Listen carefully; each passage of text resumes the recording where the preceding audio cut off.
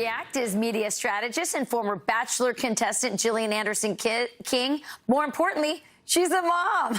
So what's your take on this gentle parenting trend that's taken over, especially, I think, millennials? Well, good morning, Rachel. And you know, you're a way more experienced mother than I am. But I watched the video and I watched her interview with Fox and recently, and I agree with so much of what she said. So I had 3 kids in 3 years. The oldest is 3. So a lot of the things she said haven't applied to me yet. But I am trying to teach my kids really basic life skills for existence. For example, I tell my husband all the time, like, the kids need to be doing stuff with us. He doesn't really like it because they make a big mess, but I find that it teaches them how to do things. I teach them how to do things like bake and cook, and it makes a big mess, but we love it, and they're learning, and they're really confident afterwards. So they say things like, "Mommy, I made this," and they can't wait to show their dad or their sister, "I made this." And so I really have them integrate themselves into whatever I'm doing, with the laundry or cleaning, and just little things. But I want them to not come home from college one day with a basket full of laundry saying, "Mom, do this for me." Yeah. It also makes them a better roommate when they go to college if they know how to clean and they know how to do chores and they're not messy. Look at this study on children and the kind of real life skills they're lacking. 71% have never used a sharp knife. They've never completed paid work. They've never built a structure outside. Remember, kids used to always make forts outside. They've never walked, biked anywhere without an adult. I want to get back to what you were talking about, Jillian, because a lot of people ask me, I have 9 kids, as you know, and they'll say, "How do you do it?"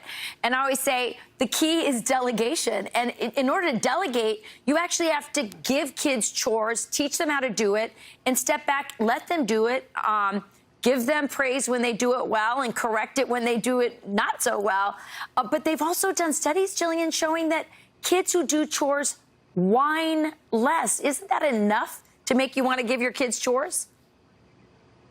I mean, it should be. If you're a parent, you want that, right? Yes. So it's crazy that you saw the knife thing. My toddlers, they have their own knife set that are safe knife sets, so they learn how to cut things. That's insane. But I'm a kid that grew up in the woods, so that's wild that so many people haven't built forts and done that stuff. I'm an 80s baby who grew up in the 90s, and I think I might be part of the end of that last generation that didn't have that much technology, that didn't have a GPS tracker on their phone, and we had less supervision. So I think that by nature we had more resiliency because we had to do things on our own. And I think we've just lost sight of that.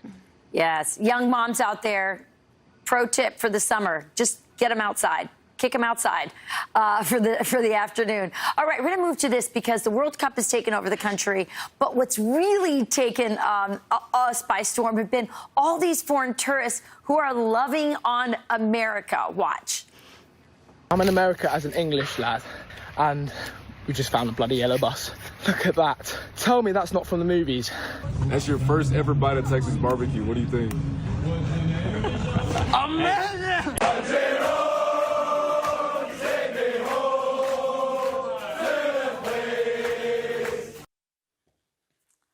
Americana culture. It's hot again. Yes, the 2026 World Cup may be the greatest tourism campaign America never paid for. And I've been watching these videos along with everyone else, just laughing at these foreign fans because they're fascinated by things that we don't think about anymore. I mean, things like barbecue, things like AC, ranch dressing. I mean, we have Buc-ee's the size of their shopping centers. We have parking lots attached to our actual stores and facilities that we're going to.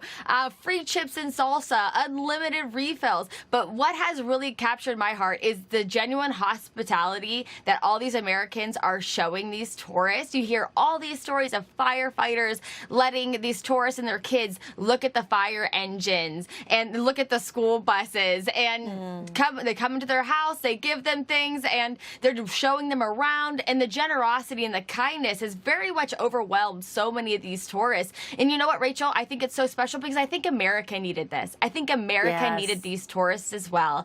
I think that a lot of this country sadly thinks that this is not the greatest country in the world. And I think that the media would have us think that we are so divided and that our best days are behind us. But as we approach our nation's 250th birthday, what a great reminder that we are indeed the greatest country of all, and we don't do anything small.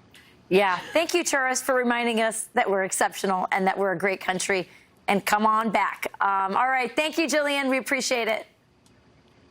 Thank you, guys, and happy Father's Day to Griff and Charlie. Yes, absolutely. And to your husband, Sean, too, as well. Love you guys. Thank you, Jillian. All right. Coming up, Vice President.